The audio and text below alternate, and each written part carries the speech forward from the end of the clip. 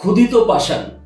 রবীন্দ্রনাথ ঠাকুর 1895 সালে এই ছোট গল্পটি রচনা করেন। ঠাকুর সবরমতী নদীর নিকটে অবস্থিত ওই গুজরাটের আমেদাবাদের শাহীবাগের শাহজাহানের মতি শাহী মহলের অবস্থানের পর এই গল্প রচনা করার অনুপ্রেরণা পান এবং সেখানে তার বড় ভাই সত্যেন্দ্রনাথ ঠাকুর বিচারক হিসাবে কর্মরত ছিলেন। এটি একজন মাসুল আদায়কারীর গল্প, যিনি কর্মসূত্রে একটি ছোট শহরে যান এবং একটা পুরনো বাড়িতে বসবাস শুরু করেন।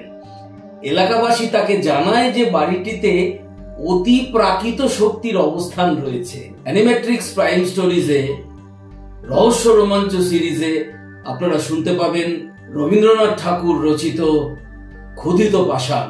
অবশ্যই শুনবেন এবং আপনাদের মতামত জানাবেন।